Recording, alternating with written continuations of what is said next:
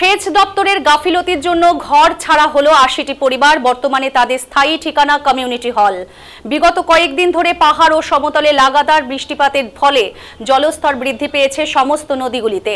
ফলে ভাঙনও শুরু হয়েছে। শিলিগুড়ির অদূরে চমকডাঙ্গি গ্রাম সংলগ্ন এলাকার পাশ দিয়ে বয়ে চলেছে মহানন্দা নদী।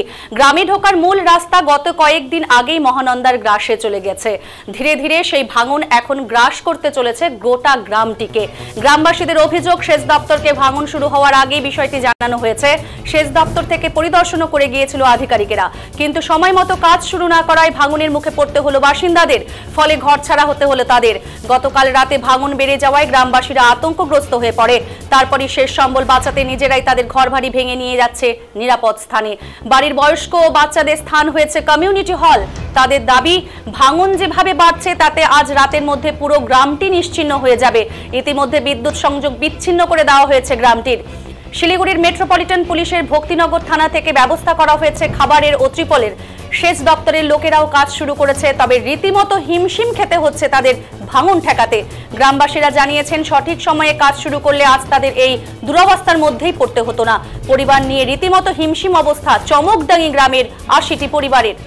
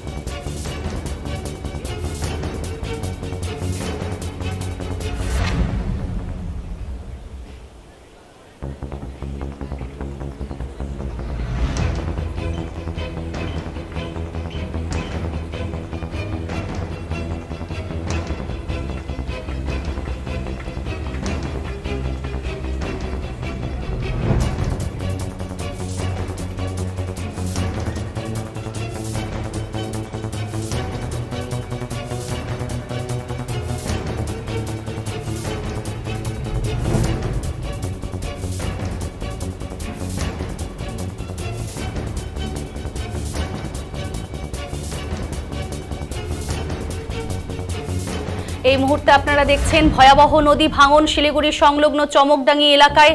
এই মুহূর্তে বয়স্ক মানুষ থেকে শুরু করে গ্রামের বাচ্চারা, এই ৮০টি পরিবারের লোকজন এই মুহূর্তে ঠিক অন্যত্র স্থান নিয়েছে, কমিউনিটি হলে তারা এই মুহূর্তে রয়েছে এবং ভক্তিনগর থানার পুলিশের তরফ থেকে তাদেরকে ত্রাণ হিসাবে খাদ্য সামগ্রী দেওয়া হয়েছে এবং ত্রিপলের ব্যবস্থা করে দেওয়া হয়েছে। কিন্তু সাধারণ মানুষের কিন্তু অভিযোগ যে এর আগের থেকে যদি সুরাহার বন্দোবস্ত করত তাহলে এরকমভাবে ভাঙনে তাদের সমস্ত কিছু সর্বহারা হতে হতো না এবং গ্রামবাসীরা কিন্তু ইতিমধ্যেই আশঙ্কা করছে যে আজ রাতের মধ্যে সমস্ত গ্রাম নিশ্চিহ্ন হয়ে যাবে। সামনেই পুজো এবং যেখানটাতে মানুষে পুজোর সাজো সাজো রব চতুর্দিকে, ঠিক এই মুহূর্তে চমকডাঙ্গি গ্রামের পরিস্থিতি একেবারেই অন্য।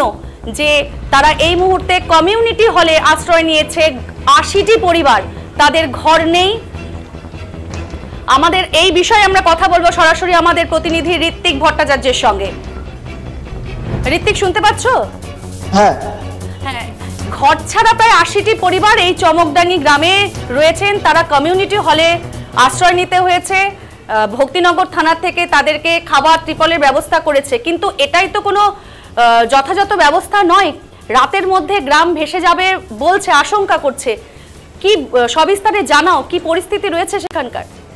দেখো, তোমাকে জানিয়ে রাখি, এর আগেও যখন বৃষ্টি যখন শুরু হয়েছিল এক নাগাড়ে গত কয়েক মাস আগে, সেই সময়ও কিন্তু এই এলাকায় একই পরিস্থিতি দেখা যায় এবং এই এলাকায় কিন্তু ভাঙনের দেখা যায়। সেই সময় কিন্তু প্রশাসনের কাছে প্রশাসনের দ্বারস্থ হন গ্রামবাসীরা এবং গ্রামবাসীদের কিন্তু অভিযোগ থাকে যে এই ভাঙন রোধে কোনো রকম প্রশাসন কিন্তু সহায়তা করছে না।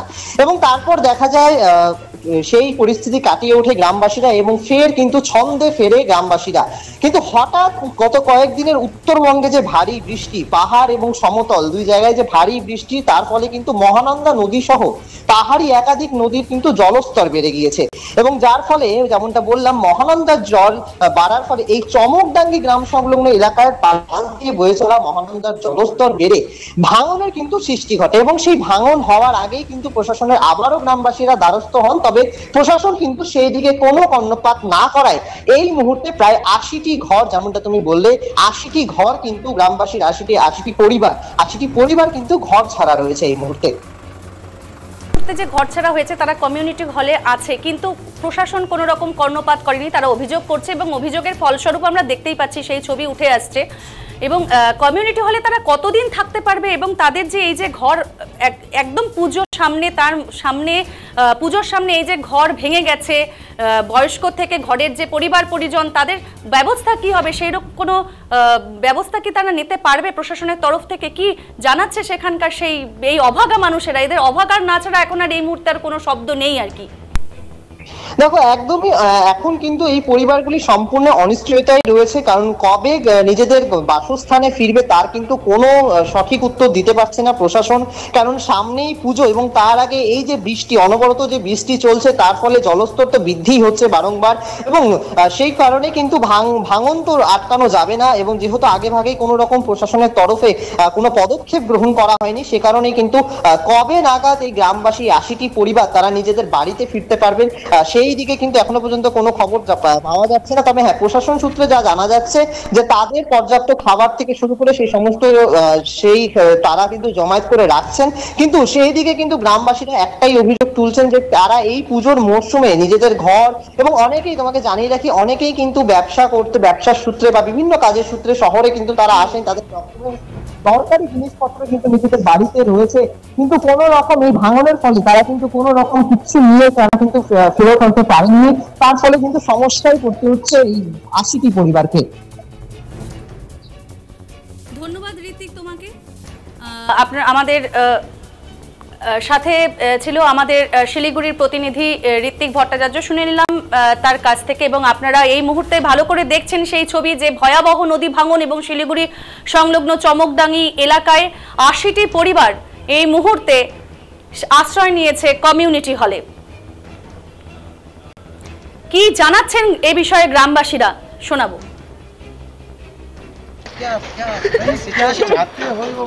हम लोग तो दूसरा जगह शिफ्ट करना चाहते हैं, तो दूसरा कुछ भी नहीं चाहिए, हम लोग को यही चाहिए। सुबह से क्या हाँ, 3 बजे से काम कर रहे हैं, खोला भर रहे हैं, तो यही हो रहा है हम लोग का। पानी मतलब गांव में सब चला है। हाँ जी। वो क्या चाहते हो? हम लोग तो अब शिफ्टिंग चाहते हैं, यही है। आपका नाम? मेरा नाम इलीना राय।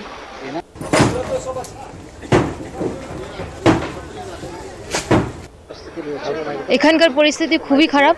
আমি এই এলাকার জেলা পরিষদের মেম্বার মনীষা রায়। আর কিছুদিন আগেই এখানে আরেকটা বস্তি আছে, সেটা হচ্ছে আমাদের ডাবগ্রাম 1-এর 1 নম্বর বুথ। সেটা আগে এই বর্ষাতে পুরোপুরি ভেসে গেছে। এবারে চমকডাঙ্গিটাও পুরোপুরি ভেসে যাওয়ার পথে।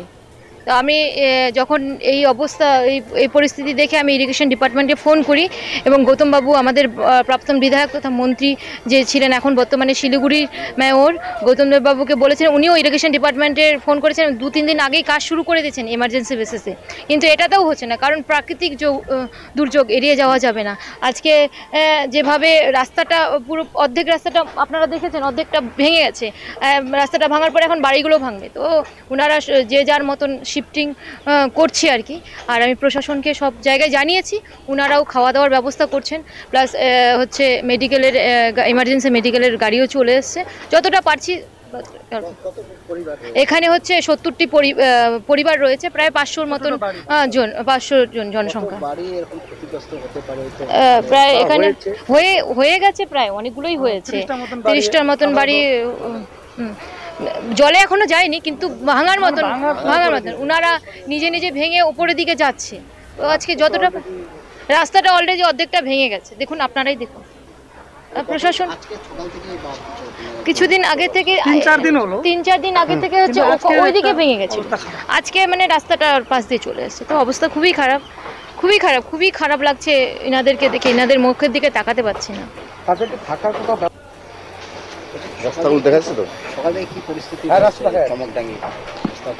হ্যাঁ, নমস্কার, আমি ডাবগ্রাম 1 উপপ্রধান।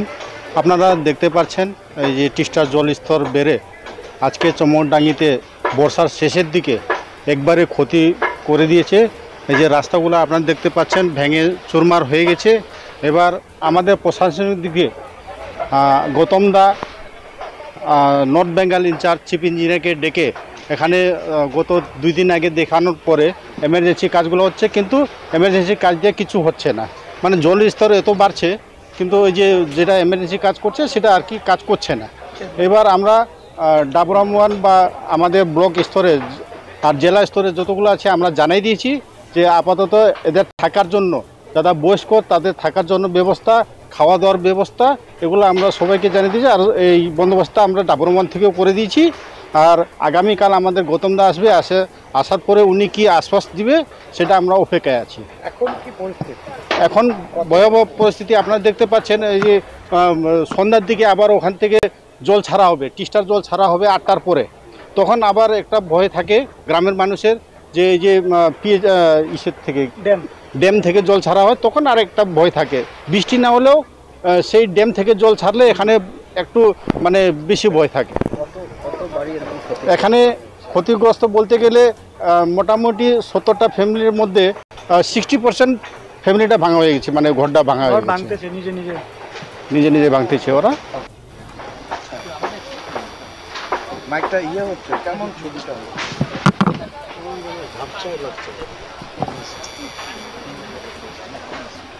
আচ্ছা, আপনি তো এই গ্রামের মোহনমুখী চম্পে। এদিকে পরিস্থিতি বলা যাবে না। অনেক দিন থেকে যে বৃষ্টি হয়েছে সেই সময় থেকে আমাদের উপর থেকে কাটাকাটি শুরু। এখন ইরিগেশনও কাজ করতেছে, ওরাও সামলাইতে পারছে না। ওদিকে সামলাইলে এদিকে কালকে তো 2 চেন মতন জায়গা ছিল, সকালবেলা 5টার মধ্যে আসে দেখতেছি একটাও নাই। হ্যাঁ, রাস্তাও চলে গেছে। পাওয়ারসকে বলে ওই লাইনটা কাটি দিলাম। এখনো লাইন, গ্রাম সব অন্ধকার আছে, লাইনও নাই। কত পরিবার? এদিকে 80-85টা বাড়ি আছে। হ্যাঁ সব আস্তে আস্তে হ্যাঁ হ্যাঁ হ্যাঁ, সবাই ভাঙতেছে বাড়ি। হ্যাঁ, না নিচু নেই, একটু বাকি আছে। একটু আগে আমরা ওদিকে হয়েছিল, ওইটা আমরা ওদিকে ভাঙলাম। এখন ওইটা ছাড়ি দিয়েছে, ওই ইরিগেশন কাজ করে ওইটা বন্ধ হয়েছে। এখন এদিকে শুরু করছে। আমরা শিফটিং চাইছি বাইরে। হ্যাঁ, প্রশাসন কেউ, যে আমাদের পার্টির লোক খালি আসতেছে, প্রশাসন কেউ আসে নাই। এদিকে আমাদের ভিডিও নাই, ভিডিও অনেক দিন থেকে আমরা লালটুঙে সেরকম হয়েছে 4-5 বার বললাম ভিডিওকে, উনি কোনো দিন দেখা করে নেয়। এখন কি দাবি করছেন? এদিকে আমাদের যে অসুবিধা আছে এদিকে দেখুক কি করতে হবে কি না করতে হবে। এই গ্রামটার নাম কি? চমকডাঙ্গি। ঠিক আছে, কি নাম আপনার? গৌতম ছেত্রী। আচ্ছা, বলছি কি পরিস্থিতি সকাল থেকে? সকাল থেকে না কোনো কিছু আগে 3-4 দিন থেকে এরকম হচ্ছে। এখন আমরা তো কি করা যাবে, আমার কিছু মানে সমাজে আসছে না।